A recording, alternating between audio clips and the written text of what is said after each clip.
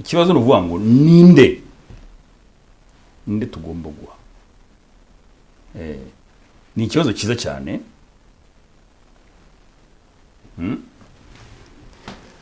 Ni ikibazo Bibiliya isubiza neza. Akidone ninde tugomba guha. Uwa mbere na mbere mu buzima bwacu tugomba guha ni wa wundi waremwe mu ishusho y'Imana, nk'uko bitwereka. Uwo ari we wese ari mu ishusho y'Imana, cyane cyane wongeyeho ngo cyane cyane ukeneye iyo mfashanyo mu buryo bugaragara, mushonji, mu nzimbohe, kwa muganga n'ibindi. Icyo nta nubwo tugitindaho. Uwa kabiri, gutanga.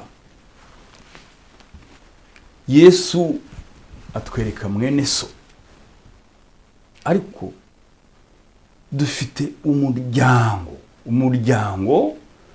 wawe w'inkomoko yawe, noneho na community yawe ni za nshuti.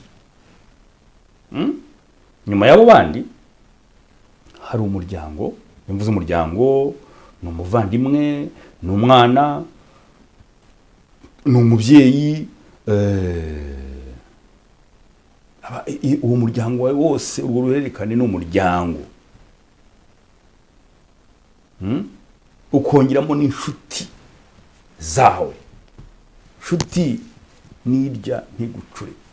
Inshuti niyo musangira. Amen. Utanga inshuti yawe tukayiha. Umuryango, ufite umwana ntashobora kwambarana ubusa. Ufite umuvandimwe arakennye. Ni inshingano, ni devoir. Nta nubwo ari no gutanga gusa, ahubwo ni devoir. Devoir ni inshingano twe dufite. Dufite inshingano yo guha umuvandimwe, dufite inshingano yo guha umubyeyi, dufite inshingano yo gufasha umwana. Amen. Urwo ruhererekane rw'imiryango. Uzi kubona tw'Abanyafurika, nigeze kubona gusoma inkuru ndabyibutse, bavuga ukuntu les juifs, abayahudi, umuyahudi asanze undi. Ubwo nagira ngo ngire ko musangiye patrie, muri mu mahanga, wo musangiye igihugu. Ariko umuyahudi iyo akize, umuvandimwe abakize, sabakize, umuryango ubukize. Nuvuga ngo ubukungu bwe n'ubw'umuryango. Amen. Noneho wa muryango nibyo navugaga, wamara gukira ugakiza abandi. Nibwo butumwa mperutse gutanga kubyerekeranye n'isi mubona. Ugasiga igihugu cyawe gikennye, ibihugu byitwa ngo byateye imbere. Ntabwo ariko biri 100%. Abantu bari ku mihanda barapfa. Natanze urugero rwa Amerika, ariko bagasiga Abanyamerika bapfa ngo bagiye gufasha abandi. Ntabwo ari imfashanyo, ni nabyise cadeau empoisonné. Ni imfashanyo iri mu burozi, kubera ko bafite ikindi bashaka kuvanamo. Umuryango uteye imbere uteza imbere abandi. Amen. Ibyo rero ku Munyafurika ni ishyari. Umuvandimwe arakize ni ishyari, umwana arakize ni ishyari, umubyeyi arakize ni ishyari, so wanyu arakize ni ishyari. Nuko dushize. Kwita gataki ku kandi. Umuvandimwe nabyara nawe ubyare, nakira nawe ukire. Urumva? Nakira nawe ukire ni byiza. Ntashobora kubyara ntubyare kandi abana be bakaba ari abawe.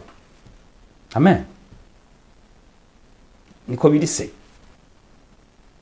Amashyari y'iwacu atuma tudatera imbere. Amashyari mu muryango atuma umuryango udatera imbere. Urwangano mu muryango bituma umuryango udatera imbere. Gukira mu muryango ukababera igisambo, ntufashe bene wanyu, bituma umuryango udatera imbere.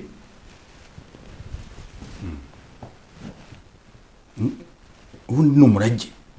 Ubukire bw'umuryango mu bandi bantu mu bihugu nk'abayahudi navuze les juifs abanyasiraheli, ubukire bw'umuryango bw'umuntu umwe ni ubukire bw'umuryango wose. Ingaruka zirimo nanone, urakize mu muryango, urashaka gukiza bene ngo bazamure, aho kugira ngo bazamurane ahubwo babikwambure. Naho amafaranga umuntu ngo akore umugurije ayakwambure, n'undi ayakwambure, n'undi ayirire. Ngibyo bidatera imbere ni byinshi. Ngo umuryango wa wundi wari mu ishusho y'Imana, umuryango n'inshuti, hanyuma inishingano yo devoir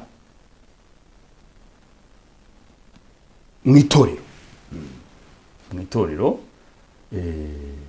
akidone guhitorero, guha umukene, cyo ni cyambere. Reka mbikore inshamake. Umukene ni ibintu birindwi, tuvuze umukene cyangwa se umuntu uri mu kaga, ni ibintu birindwi ari byo bita les vertus. Birindwi tugomba gukurikiza: gusonza, kugira inyota, kwambara ubusa, kujya mu nzu y'imbohe, kurwara, umugenzi n'ibindi. Yesu arondora.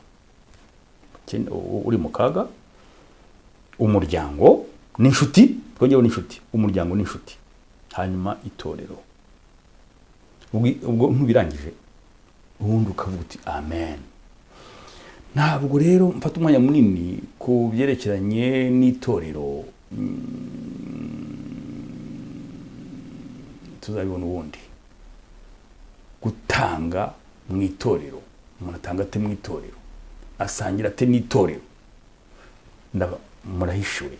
Nibwo butumwa tuzakurikizaho, ntabwo buvuga uyu munsi.